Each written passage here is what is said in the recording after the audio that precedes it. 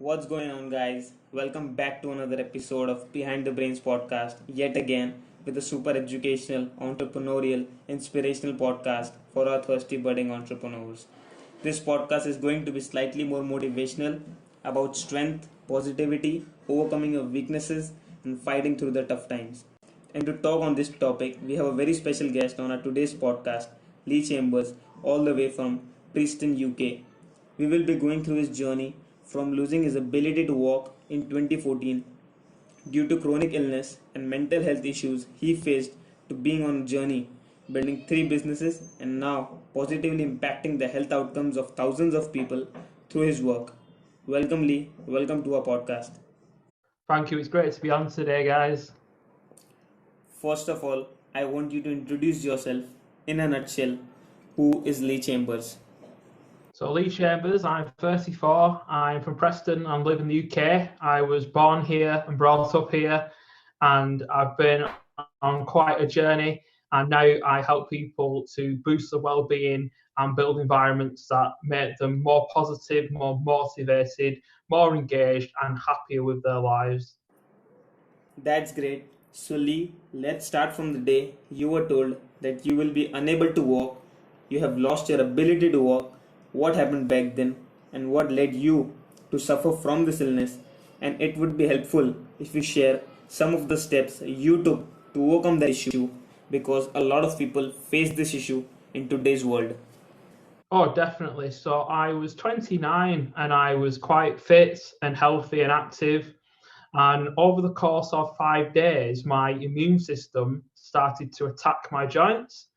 And it started with my wrist, and then it spread to my knee, and then my shoulder, and then my other knee. And my immune system attacked them so hard, it actually made them swell up and lock them in place.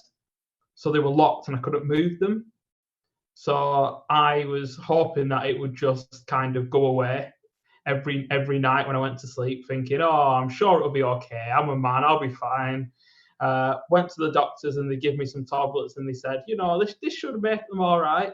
So after 5 days, and when my other knee swelled, I couldn't walk. So my mother-in-law took me to the hospital. And when I went to the hospital, I arrived and they looked at me and then they took me straight through. And that led me to be in hospital for a whole month while they tried to take the fluid from my knees, tried to stop my immune system, and tried to understand what was happening. And that unfortunately left me unable to walk when I left hospital. So I had to go into walking rehab and to physio and to hydrotherapy to gradually get back on my feet. And in many ways, it was a very difficult time and a challenging time. My wife was 6 months pregnant with my daughter, and my son was only 18 months old. So he was too small to understand why his daddy was so sick and couldn't walk anymore. But especially with the children and kind of feeling that I'd had challenges before and I'd managed to bounce back and be stronger, I kind of said to myself, I can either lie here in my bed feeling sorry for myself, hoping medication will fix me, or I can think, you know what, I'm going to take this illness and I'm going to take it and own it, have ownership over it, and decide that actually I'm going to try and fight against it as much as I can and really attack it as much as it's attacking my body. And I said to myself, my daughter, who's going to be born in a month or so, when she starts walking, I'm going to be walking too. And that power really got me to say, you know what, I'm going to try every day. Every day I'm going to get up and I'm going to lift my sore, stiff body and practice and do my exercises and do my physiotherapy and keep going. And that just made me think, I can do it, and I'm going to do it for my children. And that power of why is really strong, and that power of wanting, to say, okay, so I'm not going to feel sorry for myself.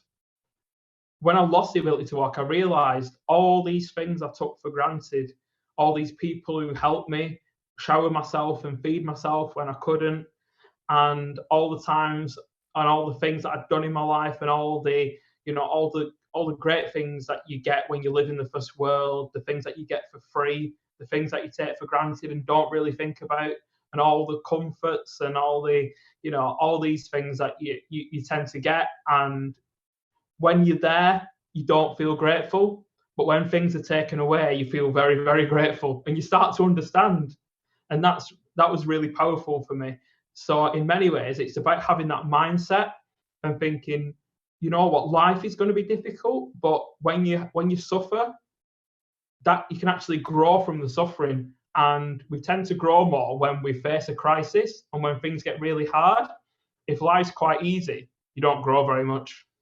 So yeah, I had to go to hospital, and you understand, walking rehab and physiotherapy. So I had to do exercises every day to try and get my legs back working properly. And that was exercises that involve stretching and certain movements. And I was doing a lot of walking in something called a hydrotherapy pool, which is it's like a really warm water pool. And what happens is when you get in, it's got a certain amount of chemicals in that takes the weight away from your body. So it's like walking in water, but your body's even lighter, and that allows you to. Because obviously, if I'd have stood up normally, I'd have just fallen over. But in that water, I could actually stand on my feet and practice and learn how to walk again. And that took quite some time because your body kind of forgets and then has to learn again, and you have to get your balance right and how you walk right and your hips back proper. But again, being in the UK and in England with the NHS, I didn't have to pay for any of that. And all the facilities there were quite amazing. But in a lot of ways, it was that every morning I had to wake up and say, I can do it. I can get back. Yeah, and you really need that kind of positivity. You need to wake up and start to think, what am I here to do? And yeah, and you know what? Can I stretch myself and get that bit better? Can I get it back? Well, yeah, if you believe you can, then you stand a good chance. If you don't believe you can, then you'll just give up. You will do. So it's really that belief and that that this is difficult, but you know what? Life is difficult sometimes. Sometimes it's hard, but if your life was always good, you'd never really truly appreciate. And I'm sure you guys can understand that life can be difficult. And at the moment, for a lot of people with the virus, life is quite difficult. But out of difficulty comes innovation and creativity. And as humans, we tend to do really good things when things are really hard.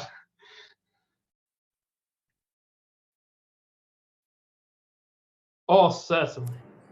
So, Lee, how old were you at that point of time? So I was 29. So I just had my 29th birthday, and I thought to myself, yeah, I'm soon be 30. What else should I do before I'm 30?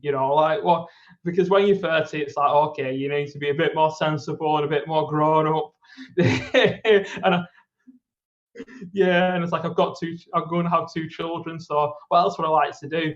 I didn't really plan to be going straight into hospital and then having all that challenges. But you know what? It's made me really grow a lot as a man, grow a lot as a father to my children, as a husband. It's just made me a better person. And now that really burns a really bright fire in my heart to help other people.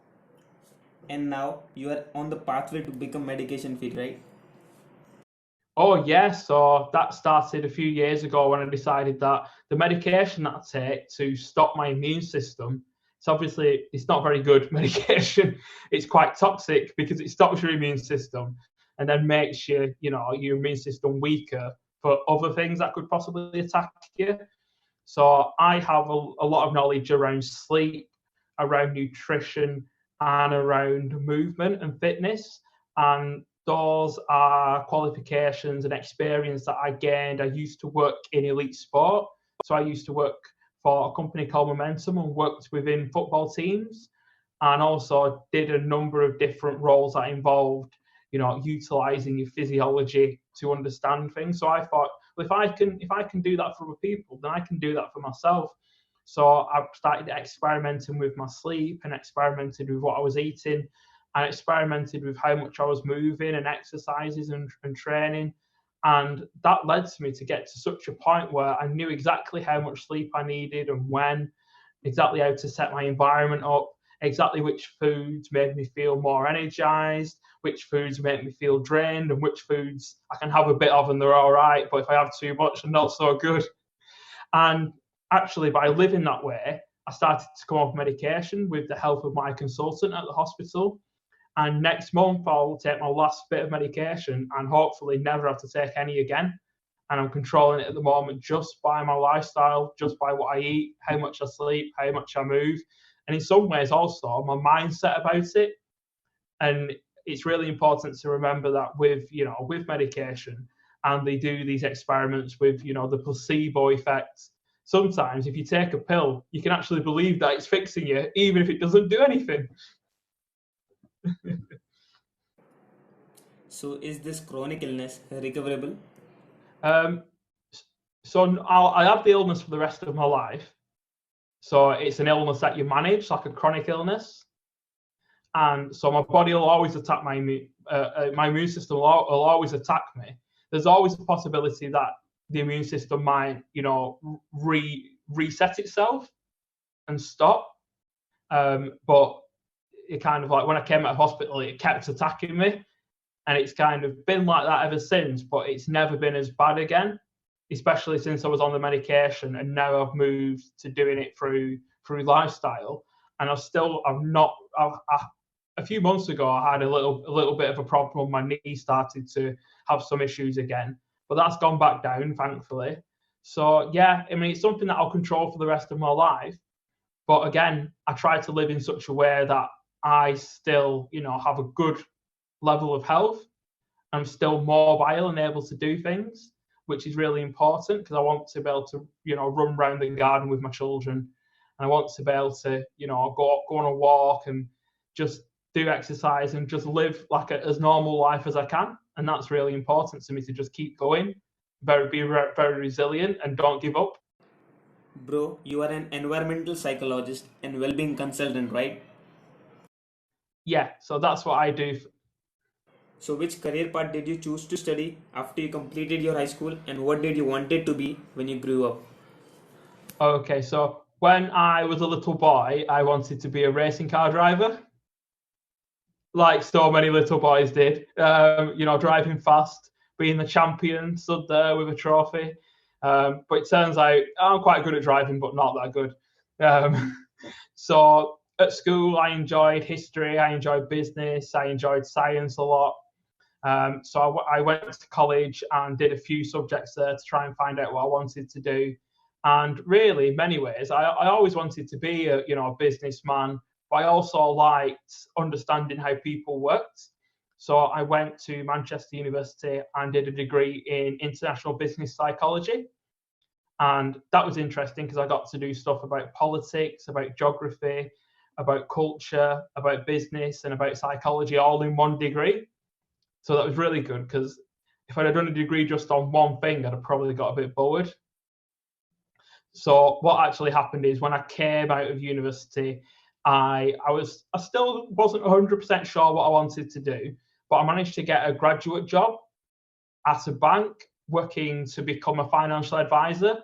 So someone who helps people get the finances, organized and helps them get the finances so that they can retire and have the money in the right place at the right time. And again, that's kind of about business and helping people, which are like the two things that have come all through my life. But that was in the credit crunch, in the financial crash in 2007. So in 2008, they made me redundant and said, we can't train you and we don't have a job for you anymore. So that left me obviously to have to think, right, what am I going to do? I've just lost my job and I've lost my extra education. So I actually ended up setting up a video game business and going getting another job in local government. That was much easier to do. So I worked in local government for 4 years on making the processes more efficient and developing their services. And again, that gave me experience that's been really useful to see how local government works and how things are different than in big companies. And that helps me now because obviously I go into organizations and help them with their well-being and look at how they can make a better psychological culture. And the fact that I worked in a big corporate company and then I worked in local government and I see the differences and now I understand how they are different. And that's been really helpful. But yeah, I built my video game business and worked at the same time. And for 4 years, I did the business and the job at the same time. And then I spent some time working in a company where they help people who are unemployed go back to work. So I had to help them build the skills up and build the confidence to go to interviews and get a new job and get back into working. And then I'd worked for 6 months in elite sport as well, working at a few football teams to help look at the psychology of sports and help them perform at a high level. And it was at that point in my life where I then lost the ability to walk, and that changed my path. So after your studies, did you straight went on to building businesses, and what were you planning to do post education? What dreams you had in your life back then? So I wanted to start this video game business, and I went to a business advisor when I was close to finishing university. And he said to me, this is a good idea, but I don't think you'll be able to do it, is what he said to me. And he said, you know what, you're young, you're mixed race, and you've got a bit of an attitude problem, and this is an industry where most of the people who own the companies and people who do the networking and have the control, the 50-year-old white men, and they won't like you very much. They think you're going to disrupt things too much, and you're too young. Maybe you should go into developing or coding instead, where there's lots of different, diverse people. So that made me think at first, okay, well, this man is he's not said it out of not being kind. He said it because he probably thinks that I'll struggle to make it work. So that led me to go and get the job. But then when I lost the job, I was like, right, I'm doing this business. I'm going to do it. This man doubted me, and I'm going to prove him wrong.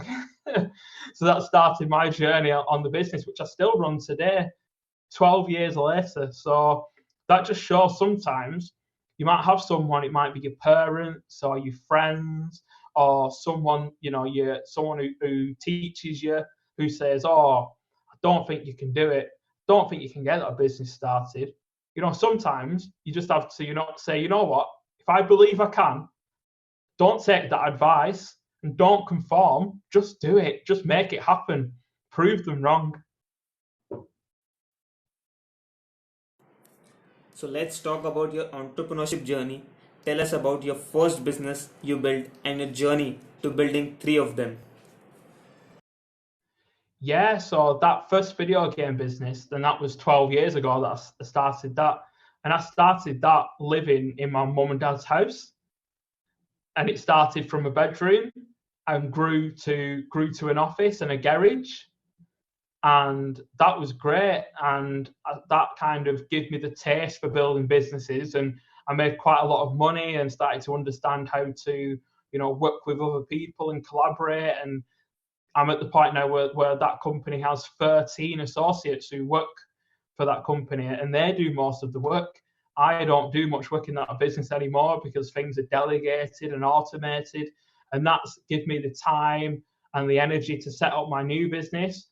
So I've got Essentialise, which is a life coaching company, and Essentialise Workplace Wellbeing, which works with organisations we do workshops, we do training, and we go into their companies and help them improve the culture, improve their employees' well-being, and that in turn brings employees, it makes them happier, makes them more likely to stay, it makes them basically healthier so they're not off sick as much. And what it really does in the big scheme of things is makes them more productive and perform better at work. And we do that with whole teams of employees, and then we help the managers to understand how they can make their workers get more. And then we work with the leadership to show them how they can help other people to look not only like fear them, but to actually think that they're part of something bigger, proper working teams where everyone works together in a positive direction together and has faith and understands that that's exactly what the company's about. That's the company's values, and the company's actually living to those values. And a lot of what we do is about looking at how a company doesn't just pay its shareholders, but how a company also gives back to society, gives back to its partners and the people it works with, gives back to the employees so that they feel happy and they feel well. And also, in the bigger scheme of things, gives back to the whole world environmentally, and in many ways doesn't just look at the small footprint that it makes, but looks how that business can make a difference in the future. Well, exactly. And a business at the end of the day is just a story, and a business is a vehicle to do something, to change the world, to make the world a better place, to give opportunities to other people, to help other people. A business isn't anything more than, a vehicle to do that. And people have got to look after themselves, because your biggest asset is your physical, your mental health. Because without that, a business doesn't mean anything if you're not well enough to lead it, or well enough to benefit from, making it work. You started 3 businesses, right? And one of those business is Essentialise, and we are going to dive deep into that. So why did you start it Essentialise, and what was the dream motto behind starting this company, and what hit you to start this company? So it really all started when I became unwell, and then I realised that I could get back up again when I got knocked down, and get myself well. And as I started to experiment with my nutrition and my sleep and my movement and my mind, I started to think, well, I've got these qualifications, I've got the experience of working in lots of different types of industry, and I've got the experience of getting myself back up on my feet and getting myself healthy. How can I put all them together and make a company that does that for other people?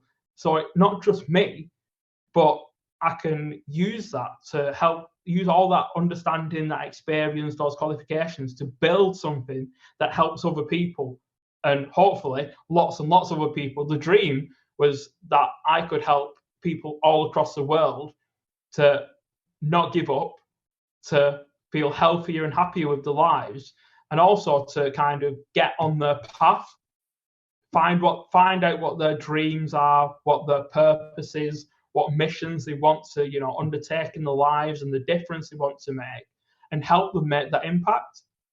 And that's so much easier to do that if you're not worrying about your mind, or you're worrying about your health, and that you've got, that clarity and that understanding of what your purpose is, what you're here to do.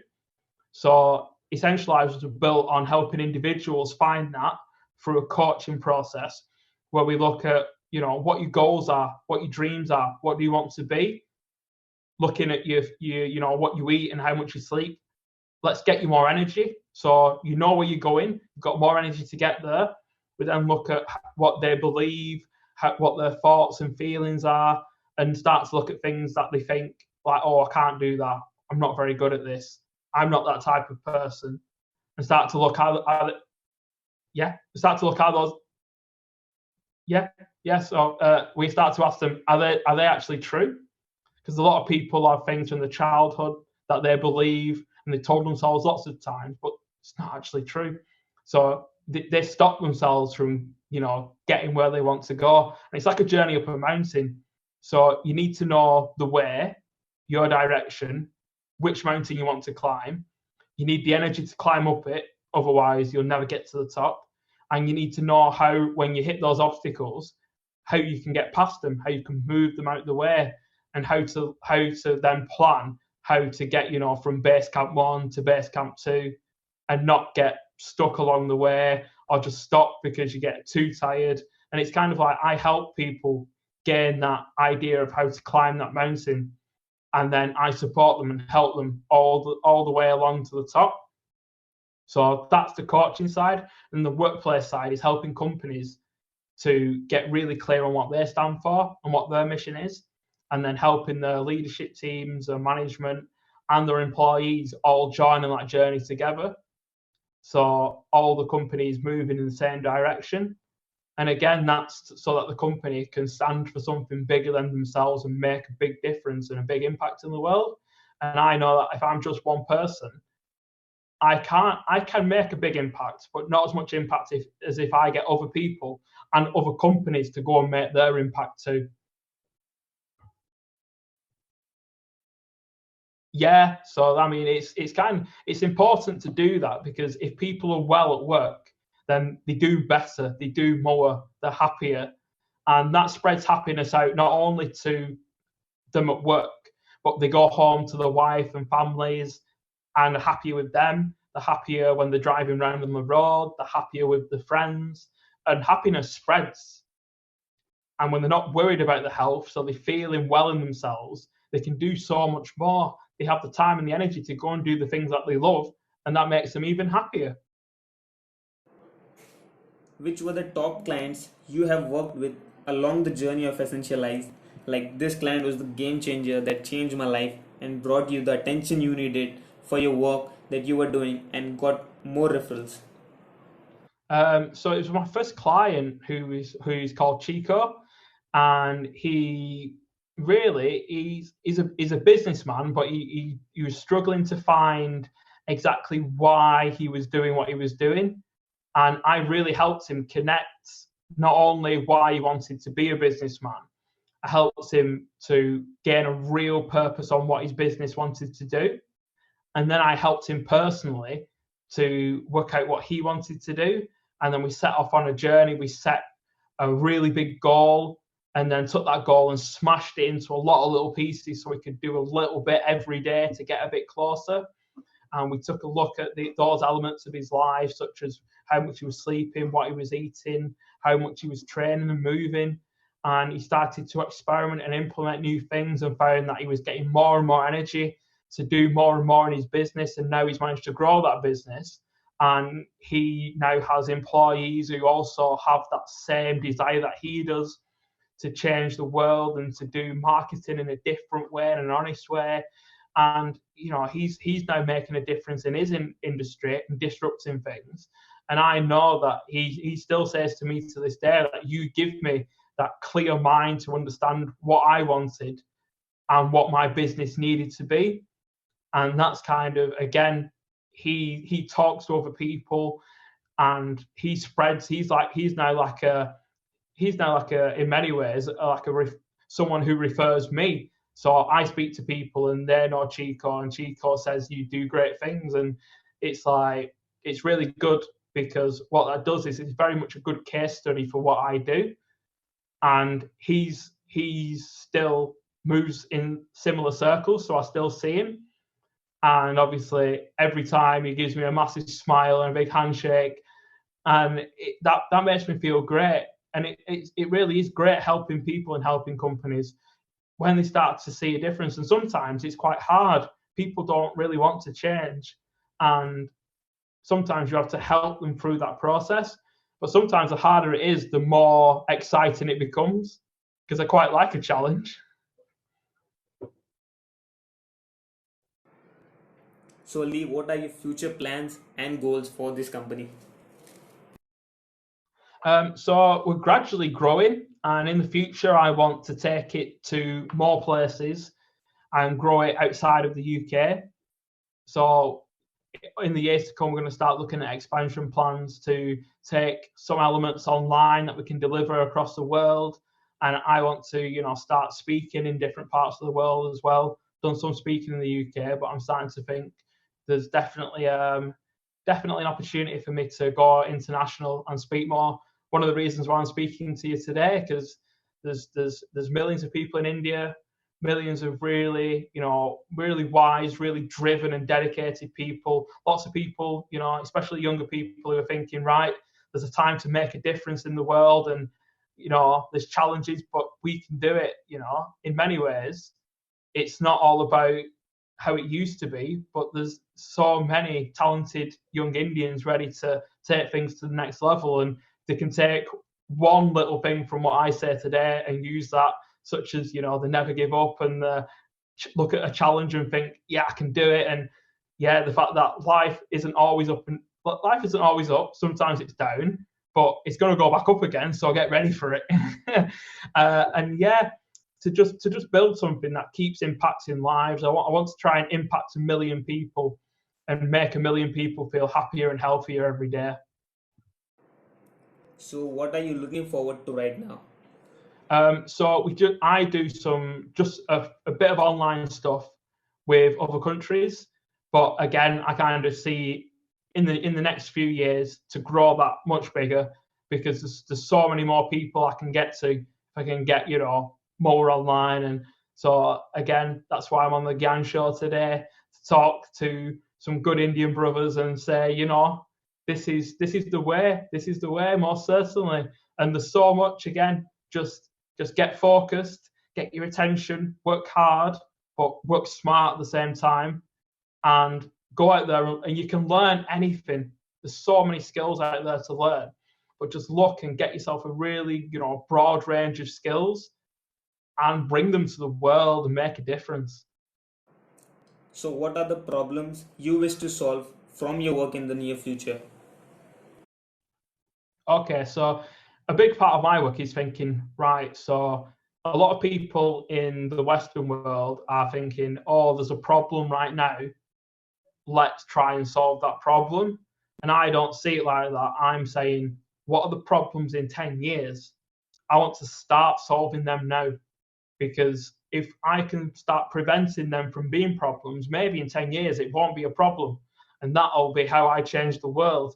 So I'm looking in, especially here in the Western world, where automation is taking parts of jobs away, where biotechnology is starting to become a part of the workplace. And I'm saying this is going to give companies the space to look after people better, but they could either take that space and use it for good, or they can use it to just make more money. So I'm trying to get people to think, well, actually, there's going to be more capacity. Why don't you use that to look after your staff better, to give them something back for the work that they do for you? And the more you look after them, the better work they'll do. And it's helping kind of understand that. And there are going to be challenges in 10 years. Like, there's no doubt about it. It's going to keep changing because the world changes so quickly. I mean, what was big 6 months ago isn't important now. But I'm kind of thinking, if I can think what's probably going to happen, people have a good idea of what the future of work is going to be like. It's constantly changing. It won't be long before we've got self-driving buses and robots doing all sorts of bits and pieces. That's already starting. There's lots of things that we as humans can do that a robot can't.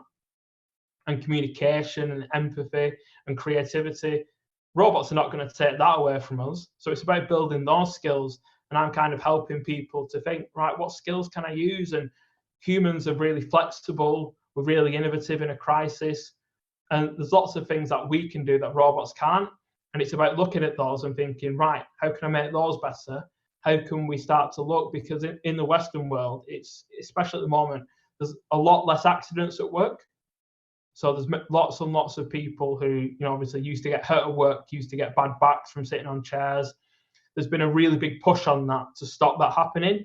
And a lot less people are going off sick with, you know, physical parts of the body, you know, like broken arms and that kind of thing. That's much lower than it used to be 10 years ago. But what is getting higher and higher is more people going off with stress and depression and anxiety and mental health problems. So I'm starting to look at those and thinking, how can we stop people from getting so stressed and so burnt out that they can't go to work anymore? And I'm starting to look at ways to implement things that stop people getting to that point. And sometimes it's just conversation, just speaking, just having someone there to listen and to see when, you know, things are getting a bit difficult, for companies to understand how much work and how then giving them work outside the workplace, or deadlines that are incredibly stressful, or working in places where are really not, you know, quite toxic environments. And kind of looking and thinking, if you can keep people's minds in a good place, they'll do good work. If you put people's where the minds are in a bad place, they'll really, really struggle. So it's counterproductive. You don't want your staff to be stressed because they're then taking a phone call and they're the face of your business and they're stressed on the phone with some customers. That's no good. That's not a good example, is it? So in many ways, it's about getting companies to think, what are the problems of the future going to be? Let's start looking at them now. Let's not just wait till they come and then try to sort it out. Solving problems of the future, that's how you do it, man. Oh, definitely. And everyone should be thinking like that because that's how you stay ahead in business. So, Lee, quick 3 tips to run a successful business which you have learned in your entrepreneurship journey. So 3 tips are to find what you do really well and keep practicing that. Now, when you first start a business, you'll have to do lots of different things.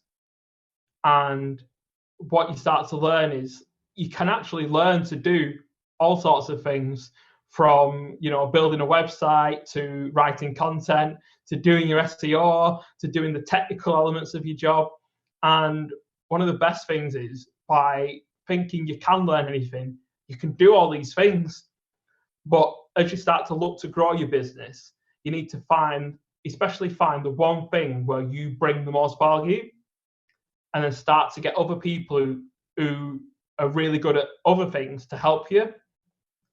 So bring them in, collaborate with them, leverage their skills, and what will then happen is you'll be able to do more of where you bring the most value, and that'll make you more profitable, allowing you to then get other people in who are really good at their skill. And that's how you build, a really strong team where everyone's got different skills, but they're really, really good at what they do. A second tip is never give up. I mean, it's going to be hard, especially when you start a new business. It's hard work. Quite often you don't see the money early. You don't see the fame and the gratitude. You don't see, all the good things that come, and you don't see the impact, and that can make you feel a bit down, especially after you've been working really, really hard for a year and you still feel like you're not getting anywhere. But you almost have to imagine it is like you're digging for a chest of treasure, and you're digging and you're digging, and when you first start, you dig in, the ground's hard, you've dug a little bit of a hole, you feel you're still digging, you're getting tired, you're getting sweaty, it's hard work, you're still digging. After a year, you're still digging, and you're all the way in this hole. And so many people give up then. And if they'd have dug 5 more times, they'd have hit that treasure chest of the business starting and taking off. So it's really important that you keep going, even when it feels hard, even when it feels like no one's got faith in you, even when people are doubting you. You've got to keep going. And there is a point where maybe after years and years of trying, you start to realize that maybe it's not for you. And that's absolutely fine. But you'll have learned so many lessons trying that the next thing you start up, you'll be in so much of a better position. And that kind of goes on to the third tip. So I've had a failed business. Almost everyone who's got a successful business has failed at something. I learned more from that failed business than I have from the ones that have been successful. So the third tip is, you're going to fail in life, you're going to fail in business, but don't feel sad about it. Look at the failure and unpick it apart, find out why you failed, and don't be like, oh, what an idiot, oh, so bad. Actually say, right, so that didn't work, but this might work, or I've done that and I probably shouldn't do that again. But it's kind of like, when you're running a business, it's like inventing something. You keep experimenting over and over again. I say to my clients, put a lab coat on like a scientist, like you were doing the science experiment when you're at school. And like when you first did it, it didn't work at all. Well, I'm not going to do it that way. Let's try it with these chemicals. And okay, yeah, so that's not work. Try again. It took over 1,000 times to get the light bulb right. Well, hopefully you'll get your business right without trying 1,000 times. But don't expect everything to just work the first time. We've really got to try and experiment and see and try to work out what happens. And people don't see these entrepreneurs and these people, who are on the internet saying, I'm a big success. They don't see all the times they fail. They only see the success. And it's important because it's like that for anyone. The Bollywood star, the famous musician, they had to act and, walk around and go to all these places acting in these little studios where two people came to watch and they were singing on the street for years. You don't see that. You only see them at the top when they got famous. Everyone has a journey, and that journey is never really easy at the start. But if you're dedicated, you can make it. Oh, definitely. It's like a mountain with lots of places you have to climb, bits of ice, sandstorms. And the truth is, you climb a mountain, you're not going to climb a mountain in a day. You're not going to climb a mountain in a week. And sometimes you're going to be there like halfway up, like, I don't know what I'm doing. But hopefully your journey and your experience will give you some tools in your backpack to help you along the way. And there will be times where you can't make any progress that day. You can't. It's blocked off. It's too steep, too much ice on the path. But don't just give up and walk back down. Stay. Your time will come. Everyone has their time, and you just got to be patient sometimes in business because everyone wants it now. We want a shortcut. We want it quicker. We want everything to work. Yeah, sometimes having a bit of patience really is something that's important. If you want to be enterprising and run businesses, you need to be patient, but you also need to be agile and dynamic and thinking, what next? Because if you stand still for too long, you'll kind of get blown off the top of the mountain. So other than Essentialise, you are also running a successful health and well-being show on Rebel FM radio. Tell us something about that. What is all that about? Yeah, so I started presenting on that radio, and it's been interesting because that allows me to spread my message and bring on guests every week who have a similar message or maybe something a bit different, and that allows me to kind of get that out on the radio and help more people who possibly can't afford to come to me for coaching, and people who work outside of the businesses that I work in. And again, that gets played in their offices, it gets played in people's cars, in people's homes.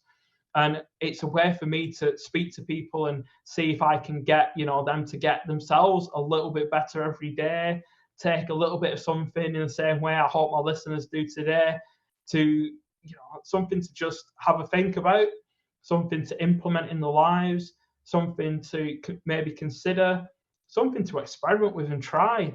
And again, our health and our well-being, no one wants to be ill.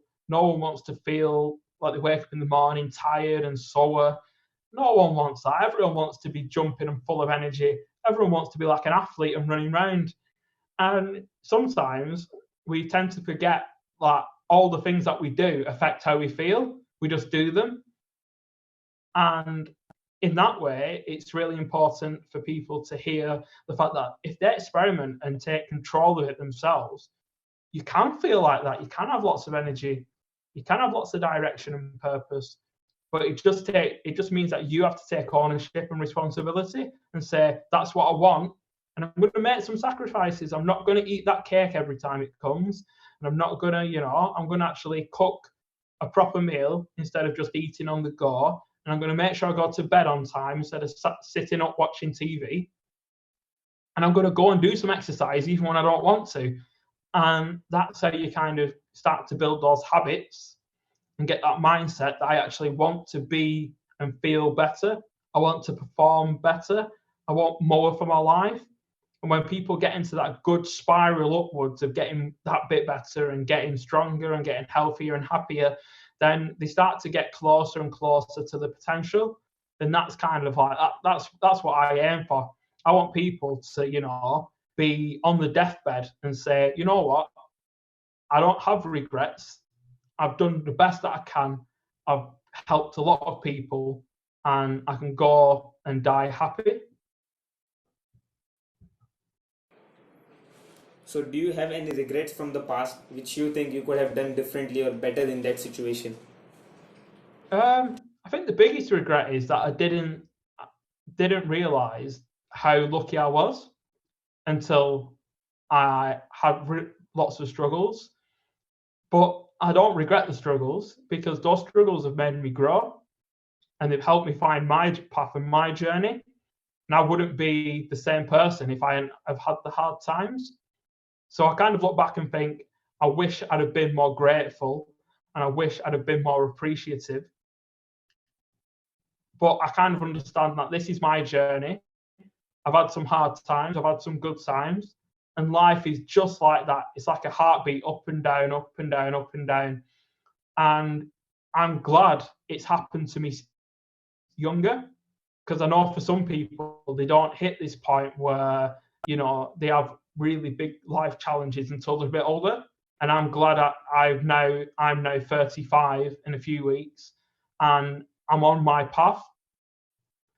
And that's great, because I know that some people live into the 50s and 60s before they get there. So yeah, I'd like to say there's nothing I don't regret, but I do regret taking things for granted. But I'm happy that I've had that suffering, and in some ways it's a message from above to say, you've got a job to do. Stop messing about and go and do it. No regrets, only lesson learned, right? Exactly. No regrets, lessons learned.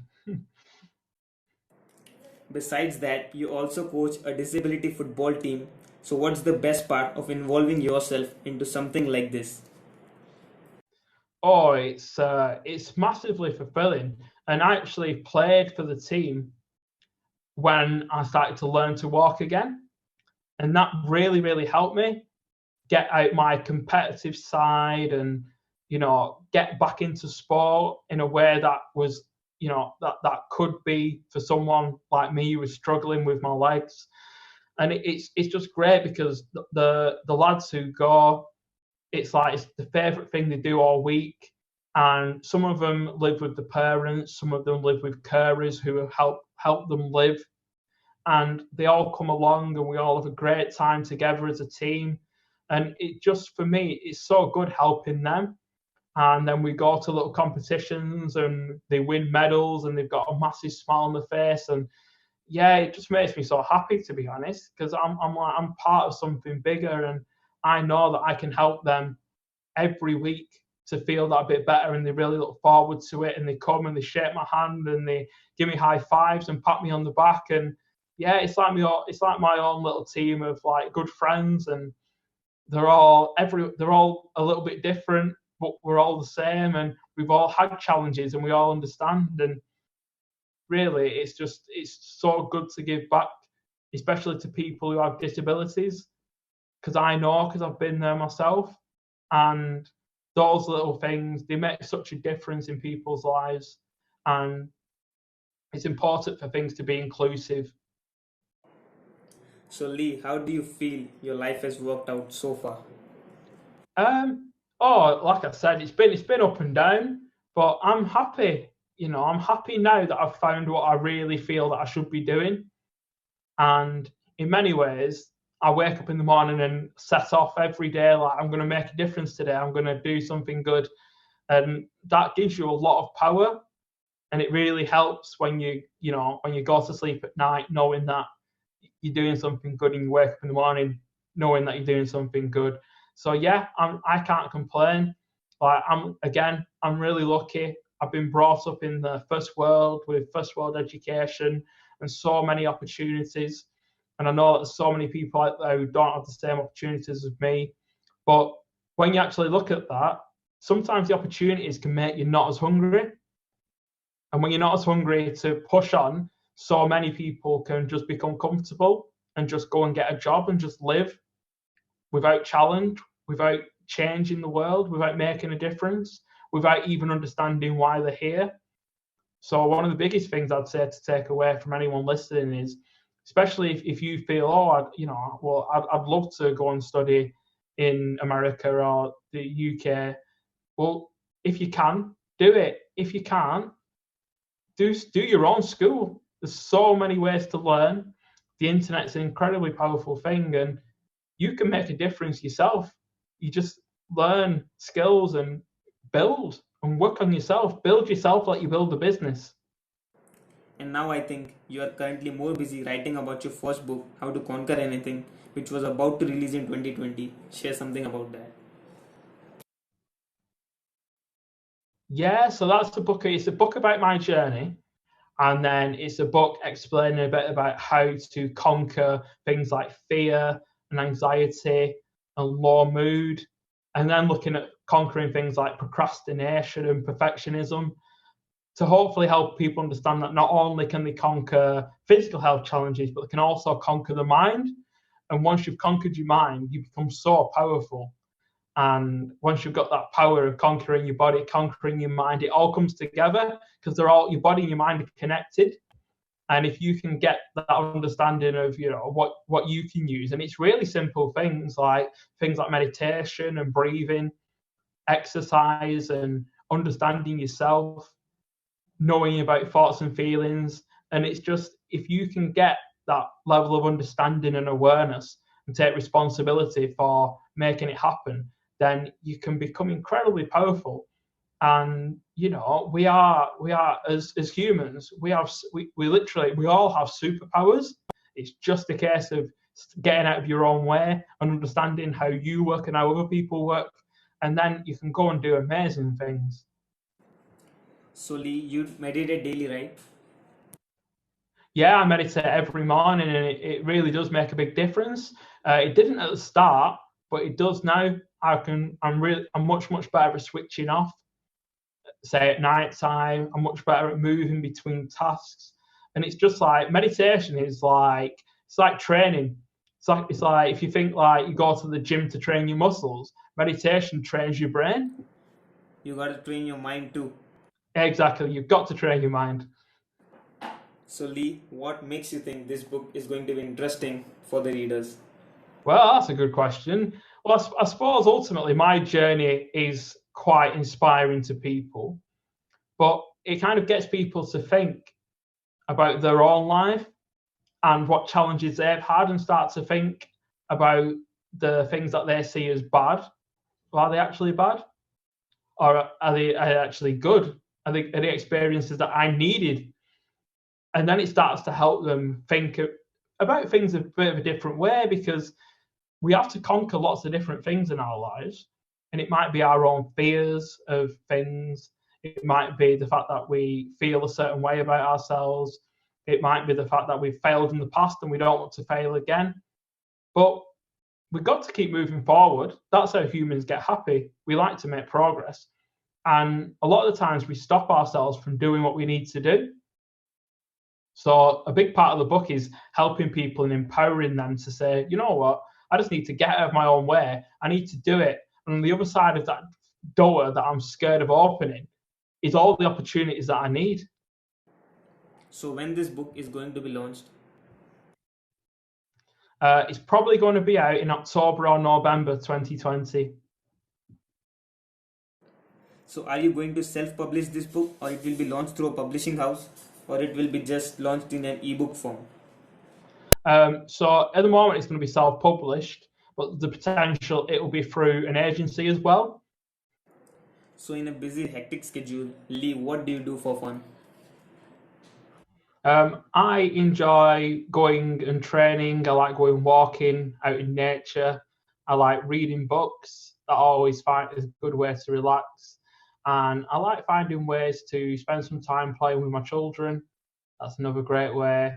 And I just enjoy sometimes just sitting there and watching the world go by and standing outside, letting the wind blow against my face and just looking at the world and thinking, yeah, it's a great place to be. No matter where you are on the planet, it's life's an adventure, and we all should find times to relax and wind down.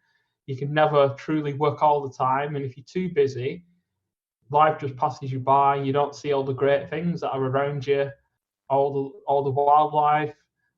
And I like traveling and going and see my friends and spending time with other people and finding out about what they've been doing and their journeys, and just making sure that you get out there and speak to other people and be part of their lives, not just always stuck in your own.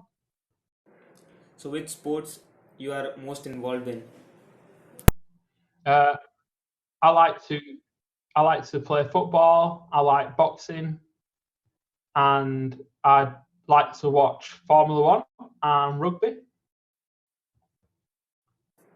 Before signing off, Lee, what message you want to give to the entrepreneurs and people out there who are depressed and going through the pain and struggle and can't find a way out? So yeah, it's an increasingly global world, and you can work and build a business anywhere. You have all you need inside you. You just need to make sure that you have faith in yourself, that you keep pushing forward, that every day you wake up knowing what you're going to build, and you put really solid foundations in. Make sure that you know exactly what you're doing, and you keep it honest and keep it good, keep it true to you, and really you are and can build a business which will make you into the person that you want to be. You've just got to keep focused, work hard, but make sure that you also look after yourself, because your business will only ever grow as big as you grow as a person.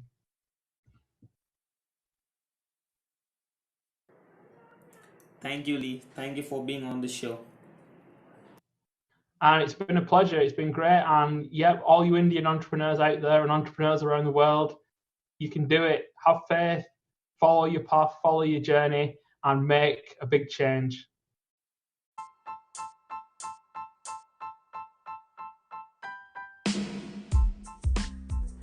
So that brings us to the end of this interview. We'll be linking Lee's social media handles and his YouTube channel.